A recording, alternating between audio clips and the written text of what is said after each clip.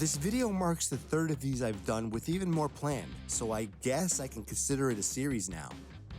That just might be the case, but I realize this may be the first time you're giving one of my videos a shot, so let me introduce myself. I'm Joey F. Misfit.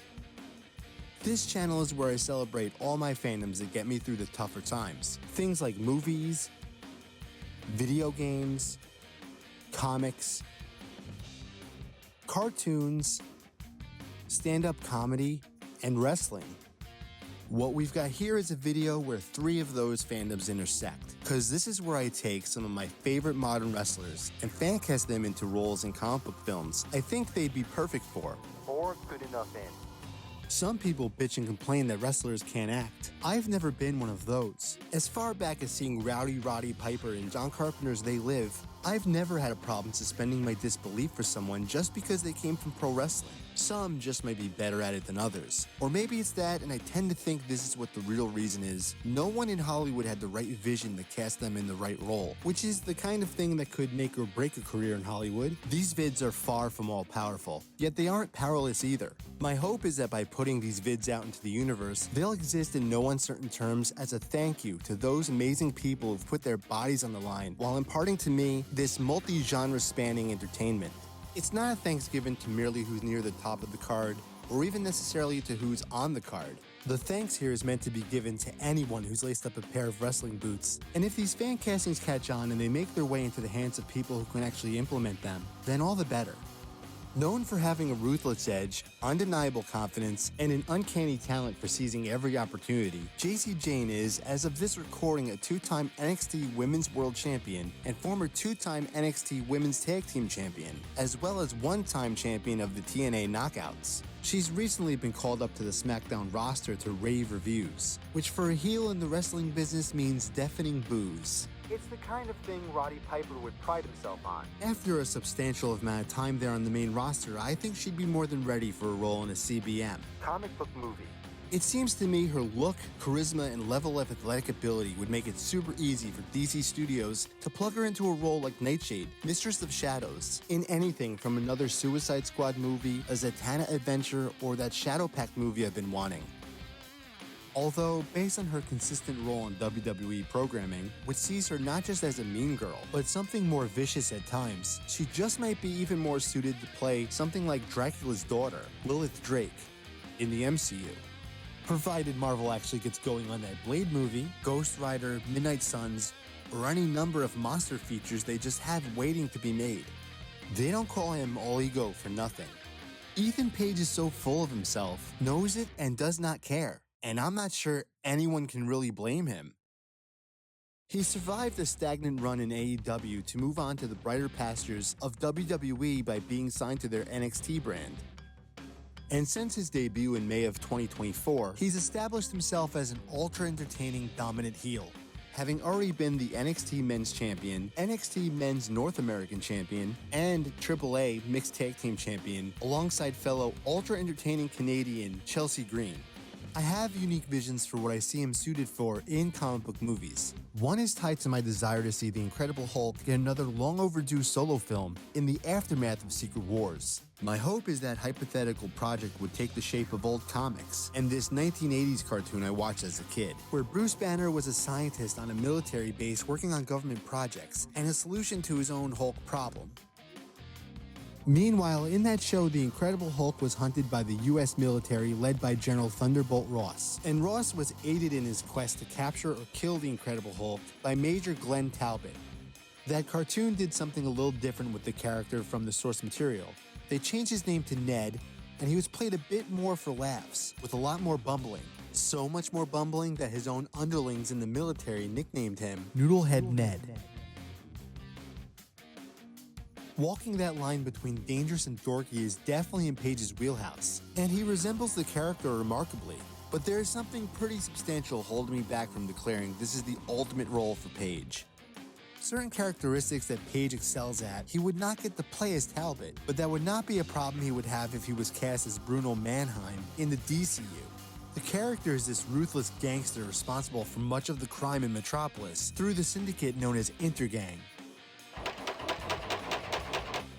Through all the recent ups and downs of bad booking and worse injuries, I feel like there's one true definitive statement as far as WWE superstars are concerned, and that is this: Chelsea Green is the most entertaining superstar on the WWE roster, which is not something you could or should judge by her WWE accomplishments. They are tragically few and far between. Well, I'm here to tell you, it doesn't matter if creative booking VP Michael Hayes doesn't see her as someone who could take the ball and run with it. Fuck the fabulous Freebirds. I have reason to believe Chelsea Green would go the distance in CBMs no matter what movie studio she was cast by.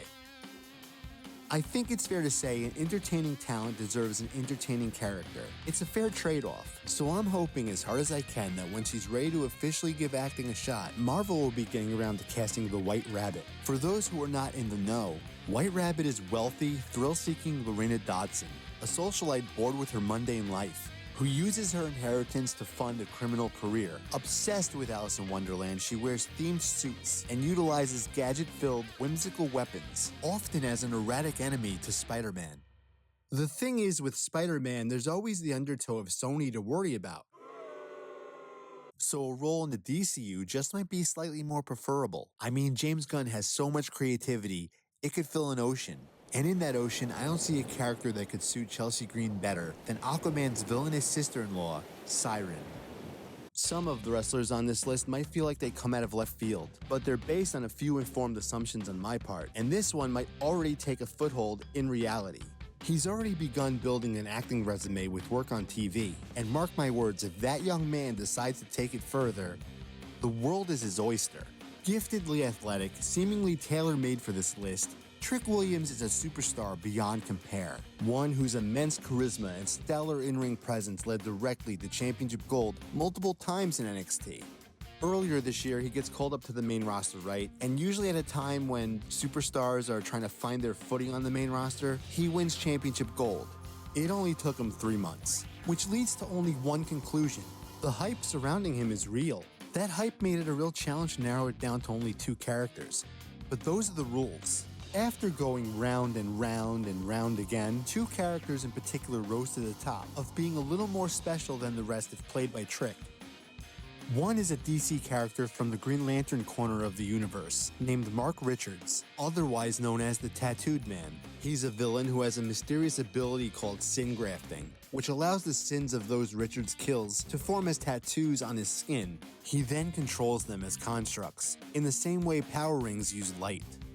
On the other hand, and on the other side of the street at Marvel Studios, there's a character who, like Trick Williams, just might be primed to be a really cool part of the MCU. Dr. Jericho Drum is a Haitian psychologist living in America who returns home to visit his dying brother, only to find out his brother is cursed. When through a unique set of circumstances, Drum ends up becoming Haiti's Hugon Supreme and champion, known as Brother Voodoo.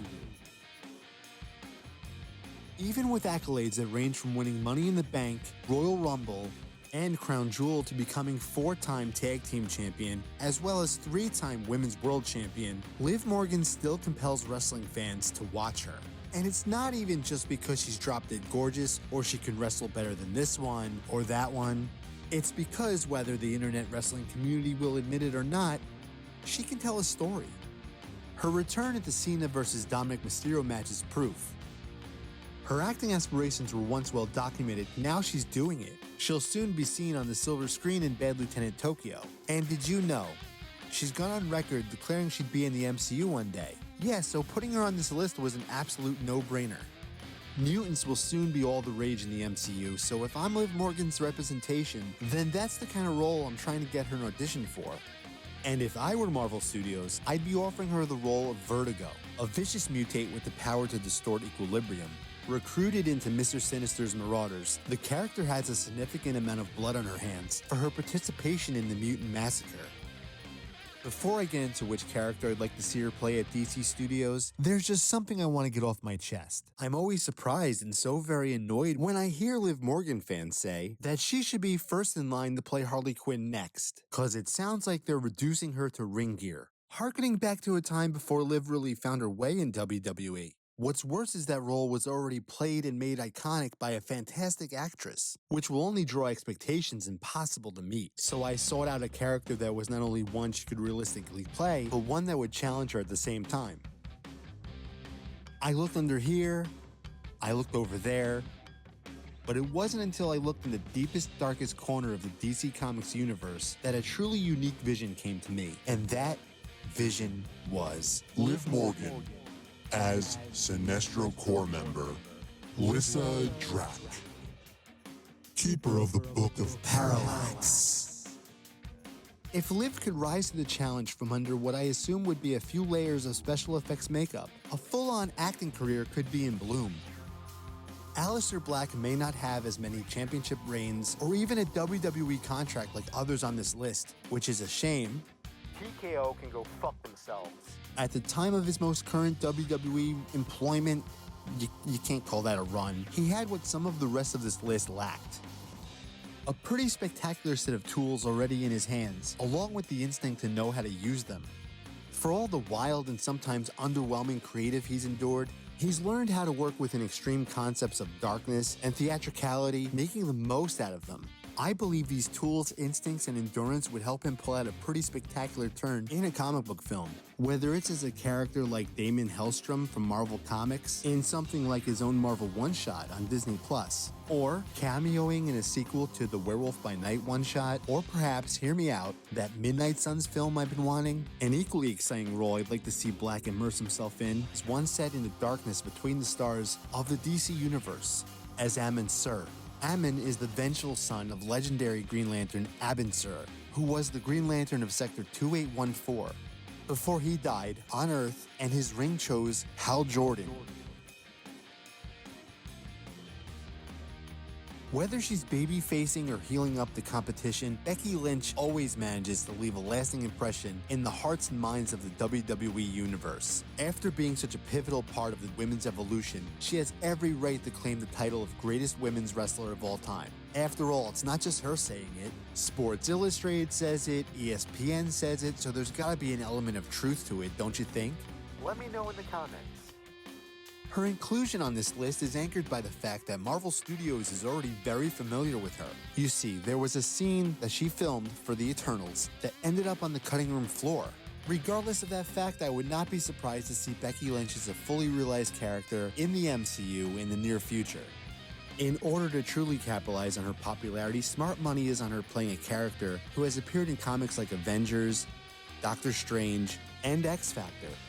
After all, magic, mutants, and Avengers will soon be the trifecta of heroes in the MCU, so an actress playing a villain who can move in between all three will have plenty to do. Celtic deity Morrigan is such a character. She spends her immortal life forcing mortals to take lasting vengeance. It's a long shot, but it would fit.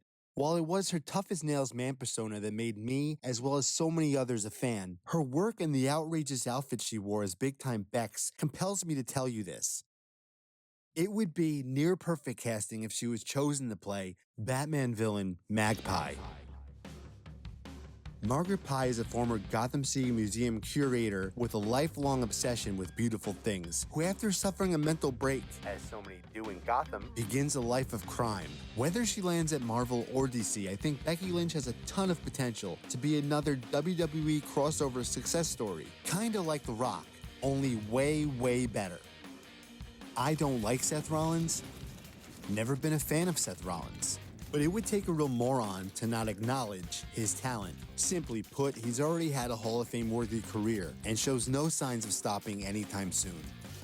If and when he does, I can totally see him going to Hollywood full-time and being quite successful. He's great at what he does. He makes an impression, which is probably how he found himself cast as Serpent Society member King Cobra. Once upon a time in the MCU, a role that ended up on the cutting room floor, just like the one his wife Becky Lynch had. If you look at Rollins' work in the ring, his presence and his promos, you'd see there's plenty of potential to work with there. Then consider the wild outfits Rollins has been known to wear, and cross-reference that with the usual kind of outfits comic book characters rock. Then you'll see someone who could easily plug into a comic book role without having a hard time wearing something slightly unconventional or uncomfortable. So yeah, if I'm Marvel Studios, I'm giving Rollins a call back to offer him another role. One that takes advantage of all of his unique qualities and tops them off in a very unique, unconventional outfit. None other than Maynard Tybalt, the Ringmaster. But where would you put such an insidious, cartoonish thief who parades around the country in a traveling circus, using mind control to rob citizens blind in a modern setting? Well, I'd lean into the ridiculous by having that traveling circus mentioned here and there and everywhere, placing them at the center of a nationwide crime spree until they finally get caught, and then the Ringmaster would show up in that Incredible Hulk sequel I've been dying for, where he would attempt to reduce some of his jail time by assisting Doc Samson with Bruce Banner's court-mandated therapy. I don't like Seth Rollins, never been a fan of Seth Rollins, but truth be told, this list started from a really cool fan casting I thought for him. It's one that would call for Rollins to cut his hair, shave, and dress down in 70s style blazers and slacks. Just as important would be a switching gears from his wildmatic energy into coming across as cynical and as driven as possible to play Gotham City investigative reporter Jack Ryder. And well, if Jack Ryder's path just happens to cross with a certain clown prince of crime, leading him to become the Creeper, well, we know he can play something to that effect, now don't we? Pro Wrestling Insider's 2014 Rookie of the Year has gone on to be one of the first women to headline WrestleMania. And now she's a record-holding 14-time women's champion. Who could have saw that coming? I could have just phoned it in, capitalized on her Queen moniker in WWE, and fancast her as Queen Hippolyta, Lilandra from the X-Men, or some such, and call it a day. But besides the bare fact that her Queen persona is the least interesting aspect of what she does, I respect Charlotte Flair far too much to do that.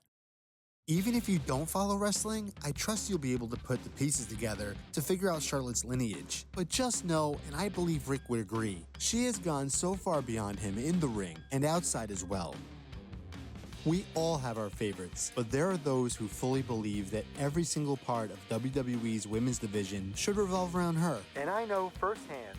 That's very hard to argue with. She's charismatic, athletic like nobody's business, and absolutely stunning.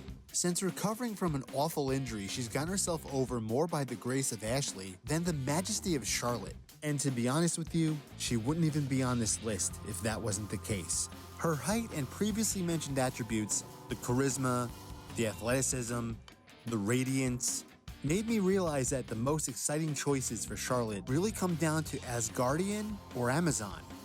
Now, before I get into the characters I think Charlotte can play, I think it's important to point out that yes, both of these characters are special, but they are not queens. I'm sure they'd like to be. Kinda like a wrestler fighting from underneath, chasing a championship. That's how I look at them.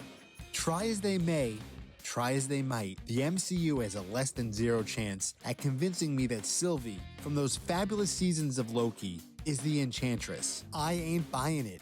Ain't happening. Which has nothing to do with the actress and everything to do with how the character's written. Since the MCU Asgardians have already faced their Ragnarok, I'm hopeful that they'll have a much-deserved rebirth after Secret Wars. Complete with a more comic book accuracy, especially in costuming and personality. For the Enchantress, that means cold, calculating, ruthless manipulation, punctuated by immense vanity and obsession with power. Cause sometimes a villain is just a villain, and that's okay. Besides, that's exactly what Charlotte said she'd want to play in the MCU if she had the chance. So if I could, I'd give her the chance to play Amora, the Enchantress. Imagine her in some version of this outfit. Woo! When you talk comic books with the hardcore faithful, the word Amazon will likely conjure up visions of Wonder Woman spinning around, changing into her armor, throwing her lasso of truth, or deflecting bullets off of her bracelets. Normally, it's an obvious and fair assumption, just not this time. When I mentioned the word Amazon earlier, I wasn't lying. It was just a bit of a misdirection. I wasn't implying Diana Prince, Donna Troy, Queen Hippolyta, or even Artemis. The one I was speaking about is a bit more lesser known. At the time of this recording, she's only made 2 appearances in 2 episodes of the iconic Justice League animated series. She was a renegade Amazon named Arisia. Obviously, she left quite an impression on me in that 2-parter. The story is called Fury. It saw Arisia leading a new Injustice gang for a mission she believes will ultimately save the world by killing off the male half. She's a largely unknown, compelling character, one that would be devoid of expectations. That sort of thing allows creative the opportunity to take some chances, which would be the perfect kind of role for someone like Charlotte Flair. You can insist wrestlers can't act all you want. I think I'm onto something with these lists. I hope you enjoyed it, at least a little. I hope it changed your preconceived notions about wrestlers or comic book characters. I hope it opens your eyes to how talented the people behind these things really are. And I hope it inspires one person besides me to say, fuck TKO.